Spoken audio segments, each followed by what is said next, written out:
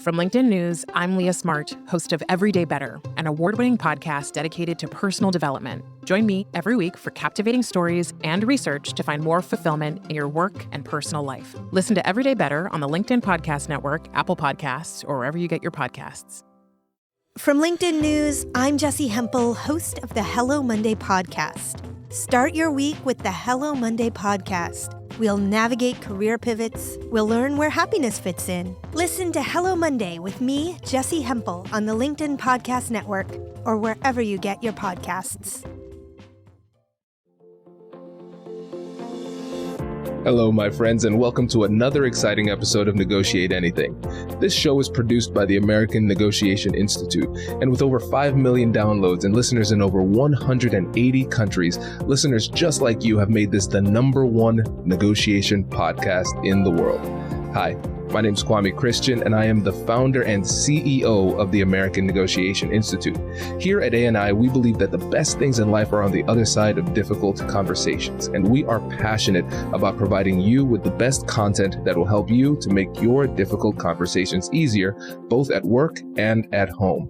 Lastly, I want to remind you that we offer consulting and conduct trainings, both virtually and in person, all around the world. Our focus is in 3 main areas. First, negotiation and conflict resolution. Second, leadership. And lastly, diversity, equity, and inclusion.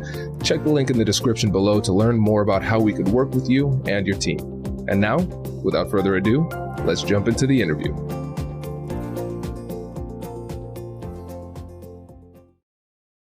Kath and Ruth, thank you so much for joining us today.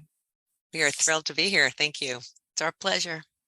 Yeah, so how about you get us started by telling us a little bit about yourself and what you do, and I will pass this first to Kath and then to Ruth, and then we'll flow from there. Sounds great. Again, thanks for having us. My name is Kathleen Weissenberger, and I am CEO of Peace at Home Parenting, and I am also the mother of 2 adult boys.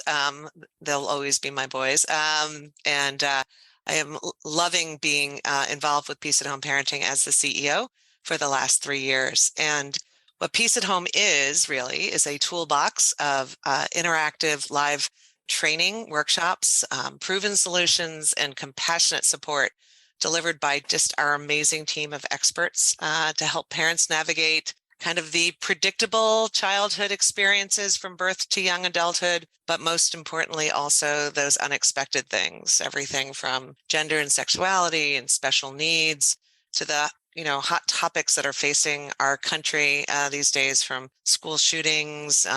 We have classes called Helping Your Child Feel Safe in an Unpredictable World, to the kind of political discord, such as handling hot topics with kids and colleagues. And so we know that parents have limited time and energy, and they need proven solutions that are going to produce quick results. And so we are really focused on that. And we are really pleased that our content, parents report using it to take action in their family and feeling more confident. So whether you're overparenting, underparenting, not sure where to start, parents come to us for that clarity and confidence.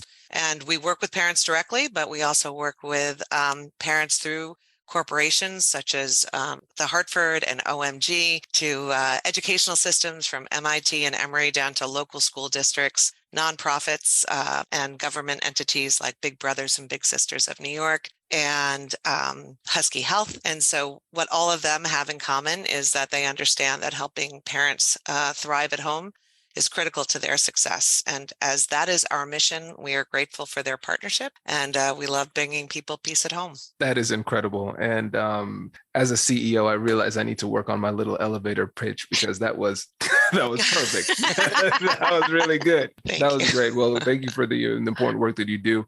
And Ruth, tell us a bit more about you too. My name is Ruth Freeman. I'm a licensed clinical social worker here in Storrs, Connecticut. I've been teaching parenting education for over 30 years, and I'm a bio mom, stepmom, foster mom, and nana to 7 extraordinary children who bring me great delight.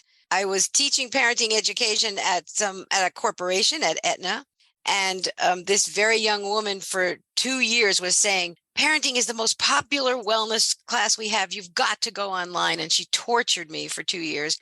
And I kept saying, no, I have to see people's faces. No, they have to work in small groups. No, no, no. And she finally made me do it. My first class was pretty flat, but she and an IT person inspired me. And then we ended up with 200 and 300 people on waiting lists because they had employees across the country. And there's many, many empty pockets in the United States where there's no parent support. So we took off. This is incredible. You know, most of the parents I know are imperfect. So I feel like a lot of parents could use this. Our motto is progress, not perfection, Kwame. It's hopeless. Just interview my daughter. She'll tell you all the imperfections of my parenting. You're not allowed to talk to our kids. So I love it. No, this is great. And listeners, for this episode, what we're going to focus on is authenticity and vulnerability, but also bringing that compassion, that positivity to our relationships and to our difficult conversations. Because I could imagine in your field of work, there are some tough conversations that happen. And so I'd be interested to hear from both of you about the types of tough conversations that you find yourselves in. And then we'll talk about how you kind of work through those. What are your approaches for that? So where is a good place to start with the types of conversations that you all have day to day? Well, we actually both have tough conversations, but I would say that the toughest conversations we're having now actually came from an insurance company that called us up that said they're identifying 500 kids a month of being at risk of self-harm. And they wanted us to help with some resources for parents. And they're referring parents to mental health practices that focus on suicide reduction. And, right now, some of the experts are saying, the knee-jerk response to kids talking about self-harm and having suicidal thoughts and suicidal behaviors, which has been soaring even before the pandemic, and then it increased dramatically after the pandemic and during it.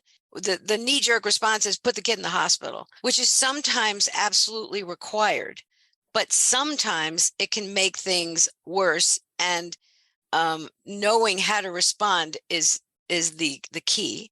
And we were called on to just help parents with their initial response.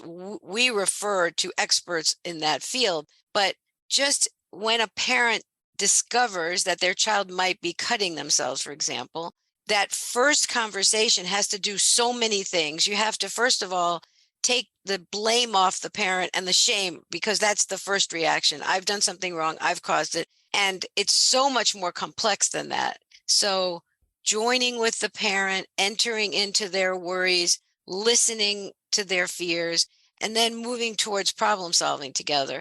And quite honestly, our biggest message to parents right now is the importance of being your child's calm center. So many of us measure our parenting based on, do our kids do what we want when we want them to? Do they get good grades in school? Really, mental health is much more important than any of those things right now. And it always has been. So talking to parents about what's important without them feeling bad that they didn't know that before they were talking to us, that's one of the biggest challenges. None of us gets a blueprint. So it's just that research is so developed, we can translate it and give it to them in manageable messages, but you have to deliver it in a way that you're joining with the parent and problem solving versus I'm going to fix you because you haven't been a good enough parent, which is a complete illusion.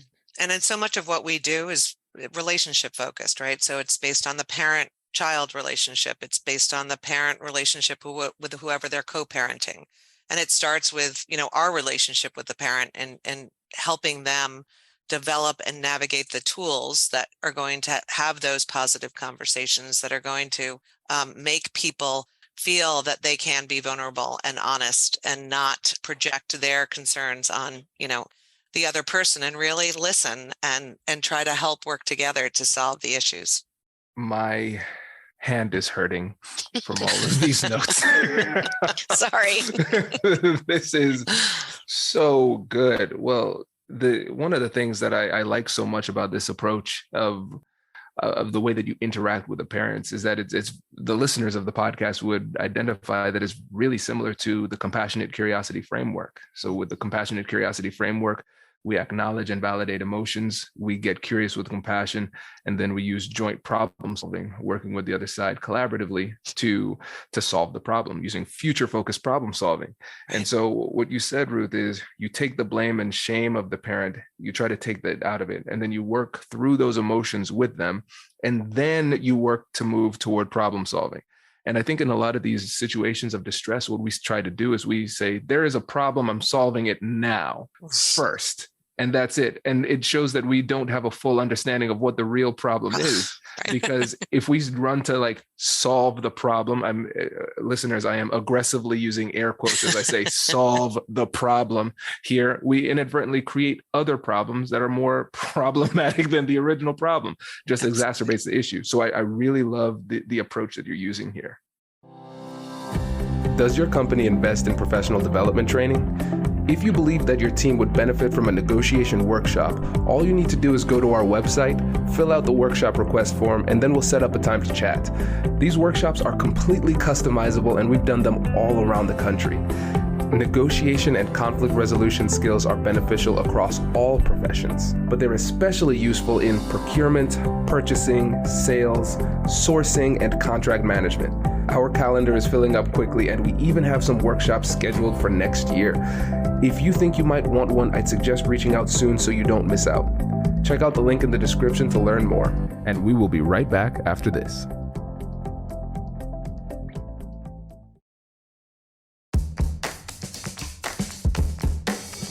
Hey you, I'm Andrew Seaman. Do you want a new job? Or do you want to move forward in your career?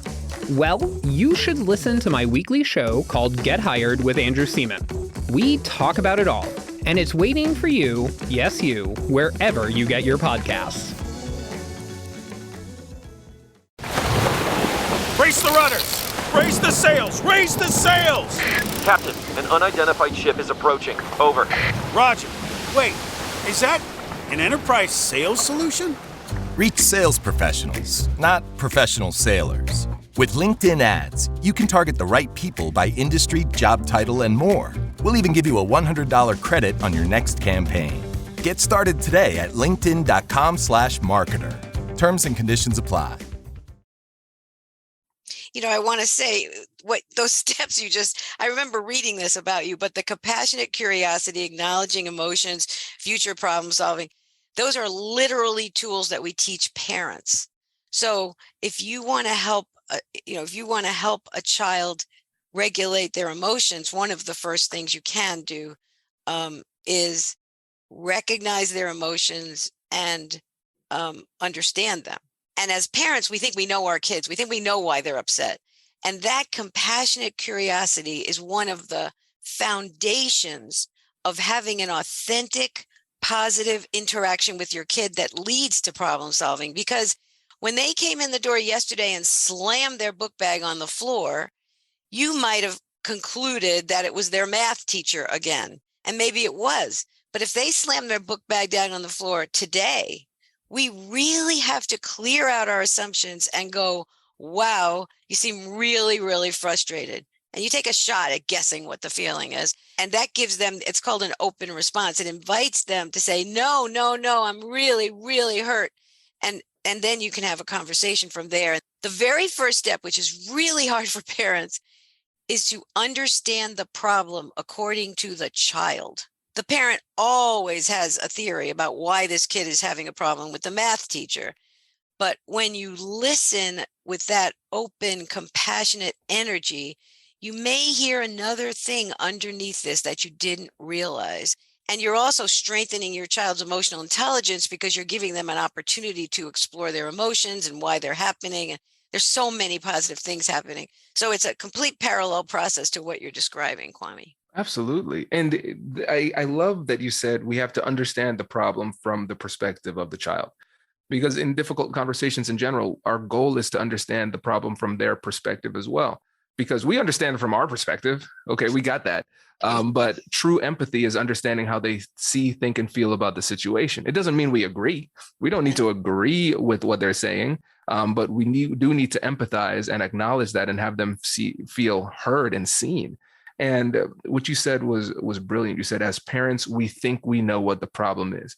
But let's zoom out to us as professionals and practitioners as well, because a lot of times we might say, I've been here before, I've seen it all before. As practitioners, we may think we know what the problem is. And what we have to recognize is that, again, the goal is compassionate curiosity, but a lot of times we don't get to the curiosity part because we are not humble enough to accept the reality that they might see the situation differently from us. And we have to be able to truly believe, like, I might not know everything, so I do need their assistance in order to get me to understand it from their perspective. So I really love the ethos you're bringing into this approach. Often when I do a consultation with a parent, the first thing I do is a quick genogram. I want to understand their relationship with their parents. I want to understand their parents' relationship with their parents. I just want a general trend and ethnicity and culture. I can do it in 7 minutes with somebody. And because once you hear all that, when they start to describe the challenges in the family and you ask, how have you been handling that? You can put their responses in a context. So I just was talking with a dad, and he was describing how his father never really realized his potential, and he was often depressed. And so this father, now he's talking about his father, was so disappointed in his son because his son wasn't a perfectionist like he was. This father did everything he could to make his dad happy and to accomplish everything his dad never accomplished. And he can't understand why his son is not devoting his entire life to making his dad happy. So he's very critical of him and negative, and now they have this problematic relationship. But it's really that father's perception of the father-son relationship that's based on his history. So if I can hear that with a lot of care and get, you really loved your dad and you really believed that getting all A's was the way to show him love, and maybe your son loves you in a different way, that's compassionate curiosity. And that's helping dad see himself as good, not as a negative authoritarian, which sort of flashed through my mind also, but isn't really helpful. It's like understanding, what's the motivation. Let's dig deeper into that, because I think that's really important, because in a lot of these difficult conversations, we're going to be confronted with somebody who might be demonstrated behaviors that we find abhorrent for one reason or another. And sometimes it feels as though empathizing with somebody who sees the world so differently and approaches things so differently is almost like, let me use a technical term here, yucky. Very yucky. And so first of all, why should we take the time to empathize and understand with people whose behaviors might be yucky to us? I'm going to give you a pragmatic reason. There's a lot of reasons that, if you want peace on earth or peace at home, you have to take in the other person. But that's not the pragmatic reason. The pragmatic reason is, from my point of view, you can ask Kathleen, I'm kind of a zealot, like I'm on a mission. Okay. So when you're a zealot, 30 years ago, I declared that my mission was to eliminate aggression visited upon children in their homes. And behind everything I'm doing is still that 35-year-old mission of, it doesn't help to yell, scream, threaten, criticize, judge, compare. It harms children. Now we know it harms them neurologically and physically, but it harms children. So while I'm a zealot, at the same time, if I can fully understand where that other person is coming from, I can have much more influence to achieve my mission. And that's, and in a way, you can look at that as power, which I always think is a bad word, but we can't influence each other or learn from each other if we don't understand where the person's coming from. And that takes time. And I think the other thing, when we put together this hot topics, handling hot topics with your kids and colleagues, specifically when it came out with the Roe v. Wade decision, it was theories and principles that are applicable to both. And I think that that's your point, is that whether you're talking to your kids, often those self-care principles and those self-value principles where you want to be a calm center, where you want to, be able to be curious and listen, and without understanding that you don't have to change your opinion, but we need positive ways to communicate with each other and to lower our stress levels. And, corporations bring us in to have these conversations with their working families. And we have other people who don't have kids who come to these things because all of these principles are applicable to just general conversation, relationship, and being effective in life. Agreed. Yeah. And I love that we started with a pragmatic response, right? Because one of the things I said in my first book, Finding Confidence in Conflict, I talk about compassion and curiosity, treating people with respect, those type of things. I have a section called, "But Kwame, what if I'm evil?" And it was just pure pragmatism. I'm like, even if you're evil and you don't care, this is why you should still do it, because it's more effective. I just want to say, many parents ask that question because sometimes they just want to, be aggressive with their children, I'll say.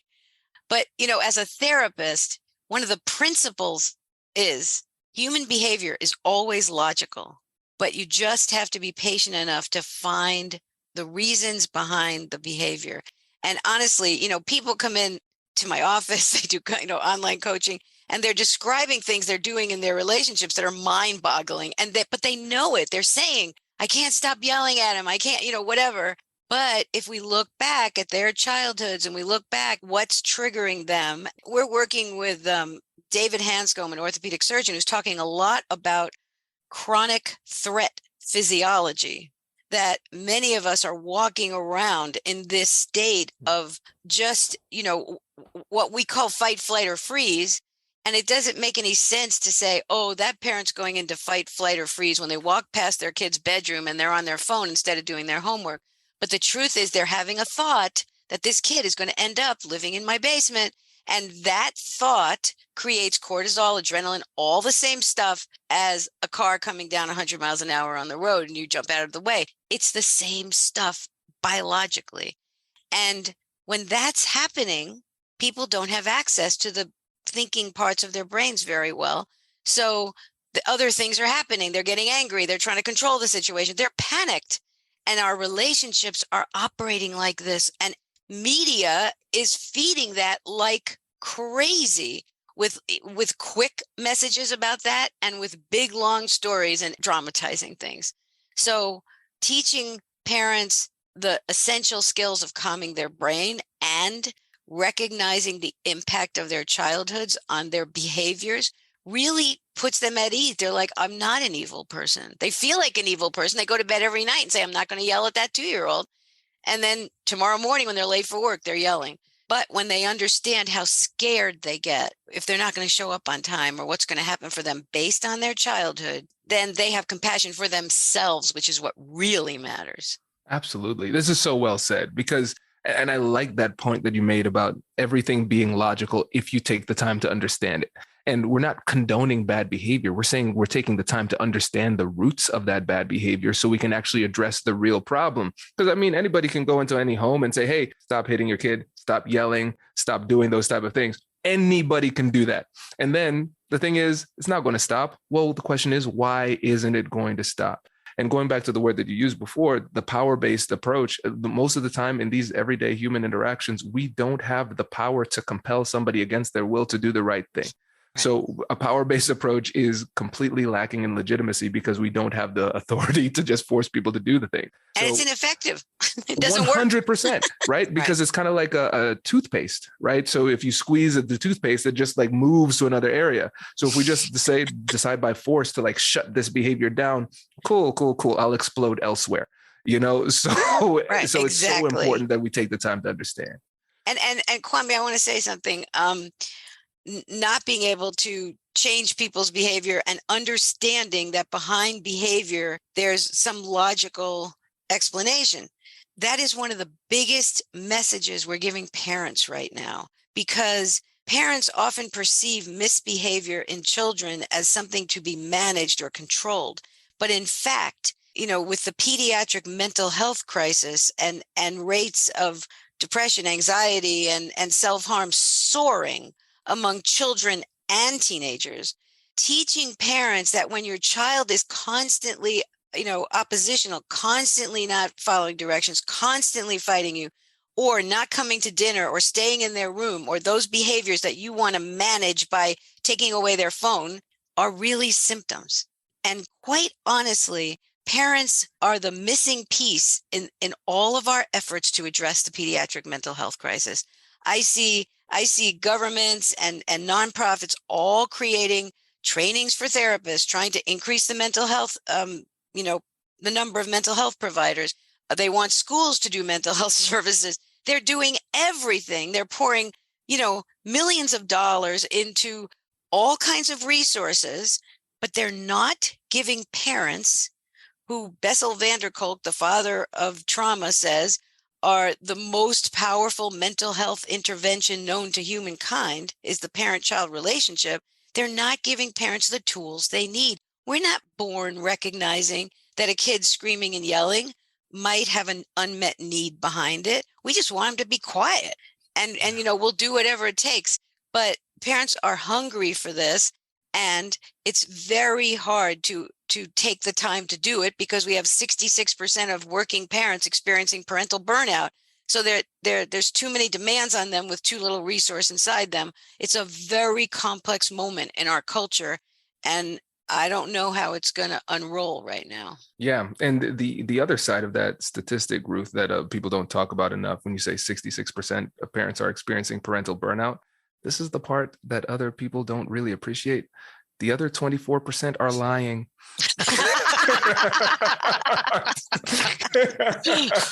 True. Yeah, it is. I've never met a parent that didn't say, that's me. And I'm like, exactly. Who are these 24%? Jeez. I'm going to remember that one, Kwame.